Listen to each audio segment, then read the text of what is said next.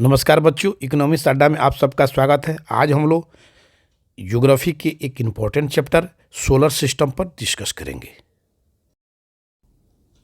100 अरब तारों के समूह को हम एक गैलेक्सी कहते हैं।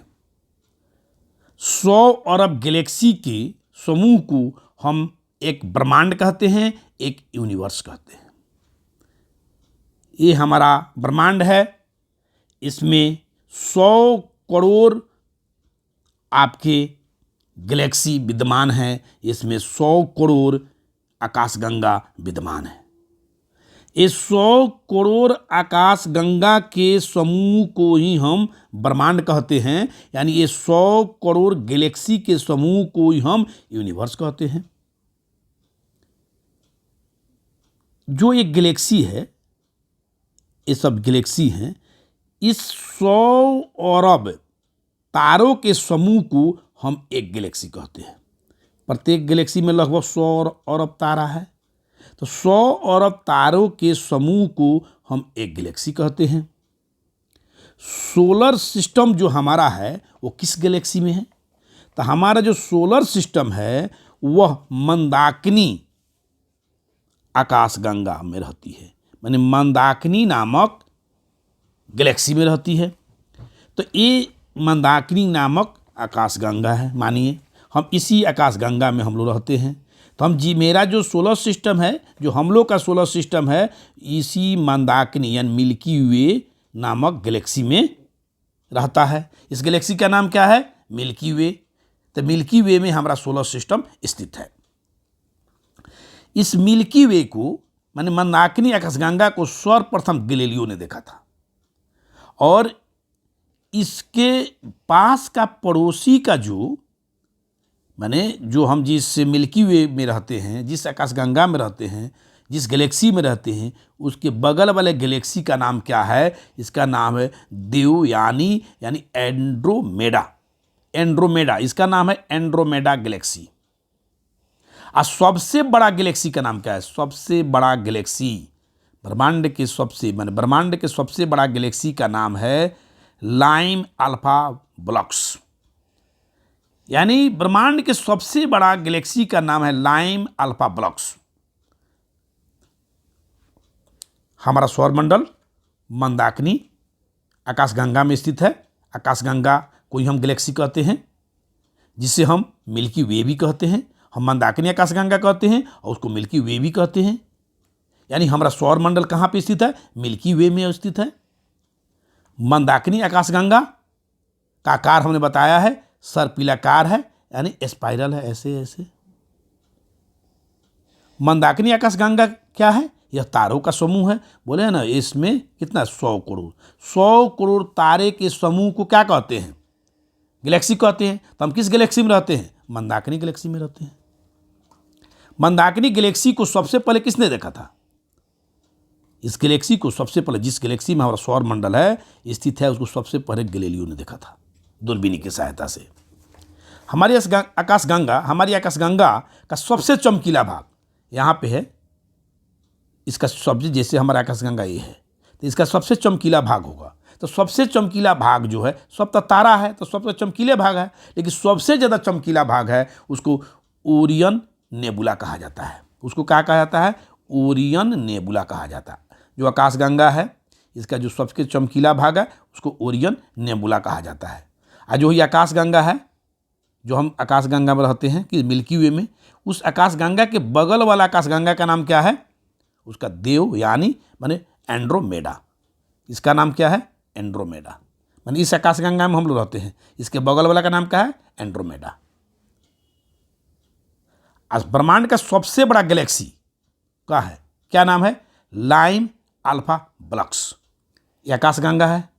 आकाशगंगा की संख्या कितना है? 100 अरब। 100 अरब में सबसे बड़ा का नाम क्या है? Lime alpha blocks.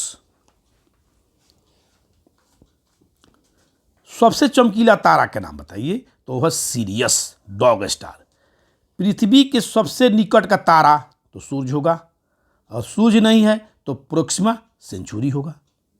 सूर्य के सबसे नजदीक का तारा प्रोक्सिमा सेंचुरी। सौरमंडल हमारे सौरमंडल का निर्माण सूर्य, सन, ग्रह, प्लैनेट, उपग्रह, सैटेलाइट, धूमकेतु, कॉमेट्स, क्षुद्र ग्रह, एस्ट्रॉयड, उल्कापिंड, मेटियोर्स, धूलकण और गैसों से हुआ है। ये सभी सौरमंडल के सदस्य हैं। सौरमंडल सूर्य के चारों ओर, ये सूर्य है, इसके चारों ओर चक्कर लगाने वाले, इसके सूर्य के चारों ओर चक्कर लगाने वाले ग्रहों, उपग्रहों, धूमकेतुओं, क्षुद्र ग्रहों, उल्कापिंडों और अन्य आकाशीय पिंड के समूह को हम सौरमंडल कहते हैं। यानी जितने भी हैं ये पिंड, ये सभी सौरमंडल की परिक्रमा करते हैं, यानी सूर्य की परिक्रमा करते हैं, इसी को हम सौरमंडल कहते हैं। ये जितने पिंड हैं वो सूर्य की परिक्रमा करते हैं, उसी को हम क्या कहते हैं? सौरमंडल कहते हैं। 140 ईस्वी में क्लॉडियस टॉलमी ने यूनिवर्स थ्योरी दिया, जिसे हम जियोसेंट्रिक थ्योरी कहते हैं, पृथ्वी केंद्रित सिद्धांत कहते हैं। इस सिद्धांत में इन्होंने बताया कि सौरमंडल के केंद्र में पृथ्वी है और पृथ्वी की परिक्रमा सूर्य और सभी ग्रह, उपग्रह एवं सभी आकाशीय पिंड पृथ्वी की परिक्रमा करते हैं। किसने बताया? टॉलमी ने बताया। 1543 ईस्वी में निकोलस कॉपरनिकस ने टॉलमी के सिद्धांत को यानी जियोसेंट्रिक थ्योरी को गलत साबित किया। कॉपरनिकस ने हेलियोसेंट्रिक थ्योरी दिया, सूर्य केंद्रीय सिद्धांत दिया। कॉपरनिकस क्या किया कि इन्होंने अपना थ्योरी दिया। इन्होंने कहा कि सौरमंडल के केंद्र में पृथ्वी नहीं है और पृथ्वी का परिक्रमा सूर्य नहीं करता है। इन्होंने बताया कि सौरमंडल के केंद्र में सूर्य स्थित है और इसका परिक्रमा सभी ग्रह, उपग्रह एवं सभी आकाशीय पिंड सूर्य की परिक्रमा करते हैं। ये बात को सबसे पहले सही साबित किया निकोलस कॉपरनिकस ने और इन्होंने इन्हीं की थ्योरी अभी तक मान्य है।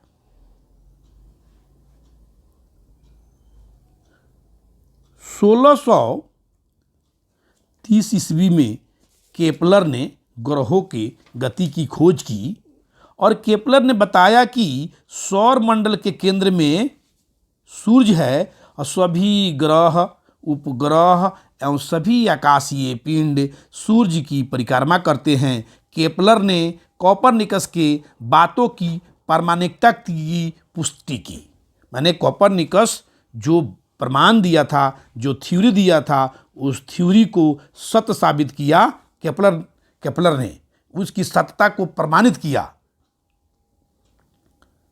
और इन्होंने ये बताया कि शुक्र, अरुण, वरुण, पृथ्वी की गति क्या है, चाल क्या है, इन्होंने केपलर ने बताया। और केपलर ने ये बताया, पहला बार प्रमाणित किया कि कॉपरनिकस ने जो बात कहा वो बिल्कुल सत्य है। 1609 ईस्वी में गैलीलियो प्रथम व्यक्ति था जिसने टेलीस्कोप की सहायता से ब्रह्मांड का अध्ययन किया। पृथ्वी पर गैलीलियो खड़ा था, यहाँ से दूरबीन यानी टेलीस्कोप की सहायता से देखा तो सबसे पहले शुक्र उसको दिखाई दिया, उसके बाद बुध दिखाई दिया। जब इधर मूव किया, इधर देख रहा है तो मंगल दिखाई दिया, बृहस्पति दिखाई दिया और शनि दिखाई दिया। यानी इन सभी ग्रहों की खोज गैलीलियो के द्वारा किया गया।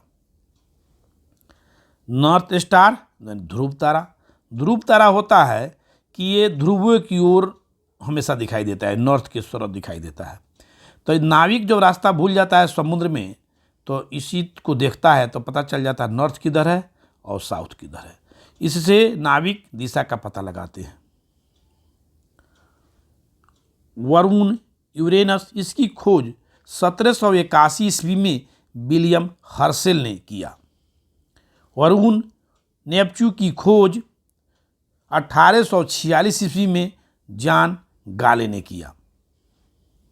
2006 में अंतर्राष्ट्रीय खगोल शास्त्रीय संघ इंटरनेशनल एस्ट्रोनॉमिकल यूनियन का सम्मेलन चेक गणराज्य की राजधानी प्राग में हुआ। इस सम्मेलन में सौर मंडल में मौजूद जितने भी पिंड हैं, ग्रह है, उपग्रह है एवं सभी आकाशीय पिंडों को 3 श्रेणियों में बांट दिया गया। कुछ को ग्रहों की श्रेणी में रखा गया, कुछ को बौने ग्रह की श्रेणी में रखा गया, कुछ को लघु सौरमंडलीय पिंड के रूप में रखा गया। 2006 में ग्रह कौन है, ग्रह कौन नहीं है, इसके बारे में परिभाषा दिया गया, उसका नियम बनाया गया कि ग्रह कौन है और ग्रह कौन नहीं है। तो पहला नियम बताया गया कि ग्रह वह है जो सूर्य की परिक्रमा करे। दूसरा बताया गया ग्रह वह है जिसके पास पर्याप्त गुरुत्वाकर्षण बल हो, इतना गुरुत्वाकर्षण बल हो कि वो गोलाकार रूप ग्रहण कर सके, यानी गोलाकार परिक्रमा सूर्य का कर सके। तीसरा है कि वह अपने कक्ष में, ये सूर्य की परिक्रमा कर रहा है तो टोटल इस तरह अपने कक्ष में परिक्रमा करे, कोई दूसरे के कक्षा में इस तरह प्रवेश ना करे। ये सूर्य है तो बुध है, शुक्र है, इस तरह अपना अपना परिक्रमा करता है, इसके बीच में कोई इसके कक्षा को क्रॉस ना करे। यानी ग्रह वह है जो अपनी कक्षा में परिक्रमा करे, दूसरे कक्षा में प्रवेश ना करे। देखिए बुध यहाँ पे है, परिक्रमा कर रहा है, गोलाकार नाच रहा है, सूर्य की परिक्रमा कर रहा है, प्रथम नियम पालन किया। दूसरा गोलाकार नाच रहा है, दूसरा नियम पालन किया। और तीसरा नियम पालन किया, किसी कक्षा में नहीं, अपना गोलाकार है, सब इसी तरह कर रहा है। लेकिन यहाँ प्लूटो को देखिए कि यह यूरेनस है, ये खुद अपना किसी चक्कर सूर्य का काट रहा है, किसी के कक्षा में प्रवेश नहीं कर रहा है। लेकिन देखिए यहाँ पे प्लूटो है, यहाँ पे जा रहा है, यहाँ से आ रहा है, यूरेनस के कक्षा में घुस जाता है, फिर निकल जाता है, फिर यूरेनस के कक्षा में घुस जाता है। तो यह तो तीसरा नंबर जो रूल है उसको फॉलो नहीं कर रहा है, वो दूसरे कक्षा में प्रवेश कर जा रहा है। इसलिए प्लूटो को 2006 में ग्रहों की श्रेणी से निकालकर बौने ग्रह की श्रेणी में डाल दिया गया। इस परिभाषा के आधार पर यह मैंने प्लूटो को ग्रहों की श्रेणी से निकाल दिया गया। 2006 से ग्रहों की संख्या निकाल दिया गया। 2006 से पहले ग्रहों की संख्या 9 थी, अब ग्रहों की संख्या 8 है। यानी 2006 से पहले ग्रह कितना था? 9, अब कितना हो गया? 8। बावना ग्रह कौन है? प्लूटो बावना ग्रह हो गया, सेरस हो गया, 2003 यूबी 31 हो गया, चिरान होगा, ये सब बावना ग्रह है। लघु सौरमंडलीय ग्रह कौन है? लघु सौरमंडलीय ग्रह धूमकेतु हुआ, उपग्रह हुआ, क्षुद्र ग्रह हुआ और छोटे आकाशीय पिंड, ये सभी को कहते हैं लघु सौरमंडलीय ग्रह। पार्थिव ग्रह या आंतरिक ग्रह किसे करें? Inner planet, outer planet. देखिए सूर्य है, सूर्य से यहाँ से देख लीजिए बुध, शुक्र, पृथ्वी और मंगल, 4 ग्रह और 4 इधर। 4 जो सूर्य के सबसे नज़दीक है उसको इनर प्लैनेट कहते हैं, आंतरिक, और बाहर वाला जो है सूर्य की 4 से बाहर उसको आउटर प्लैनेट कहते हैं। सूर्य से ग्रहों की स्थिति, ये सूर्य है, इसके बाद इसके सबसे करीब कौन है, सबसे दूर कौन है? यानी सूर्य है तो बस PM, बस अब, बस से बुध, सूर्य के सबसे नज़दीक बुध होगा, स से शुक्र, प से पृथ्वी, म से मंगल, इस ब से बृहस्पति, स से शनि, अ से अरुण और ब से वरुण। यानी पृथ्वी सूर्य से सबसे नज़दीक बुध है, सबसे दूर वरुण है। आकार में सबसे बड़ा कौन है? तो सबसे बड़ा कौन है? बस अब EVM चाहिए, ब से बृहस्पति है, स से शनि, अ से अरुण, ब से वरुण, ई से अर्थ, V से वेनस माने वीनस यानी शुक्र, M से मार्स यानी मंगल, M से मरकरी। पृथ्वी से दूरी बढ़ते क्रम में, यानी पृथ्वी सबसे नज़दीक है शुक्र, उसके बाद मंगल, उसके बाद बुध, बृहस्पति, शनि, वरुण। सबसे लास्ट कौन है पृथ्वी का? सबसे दूर कौन है पृथ्वी से? वरुण है। शुक्र और वरुण क्लॉकवाइज डायरेक्शन में अपने घूर्णन अपने माने घूर्णन गति करती है। यानी शुक्र और अरुण की घूर्णन गति रोटेशन अन्य ग्रहों की विपरीत दिशा में होती है। जैसे ग्रह, जैसे यह हो, नॉर्थ हुआ, साउथ हुआ, वेस्ट हुआ, ईस्ट हुआ, तो क्लॉक वाइज इस तरह होता है। तो ये शुक्र व अरुण है, ये पूर्व से चलता है, पूर्व से चलता है, यहाँ से पूर्व से पश्चिम को चला, यानी क्लॉक वाइज जा रहा है, इस तरह क्लॉक इस तरह हो जाता है। एंटी क्लॉक वाइज सभी ग्रह जाता है, पृथ्वी है या जो भी ग्रह इस तरह चलता है, ये तो एंटी क्लॉक वाइज हुआ।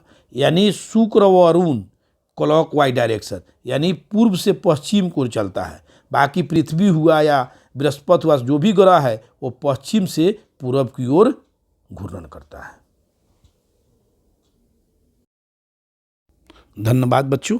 अगर आपको यह सेशन अच्छा लगा हो, लाइक कीजिए और सब्सक्राइब कीजिए।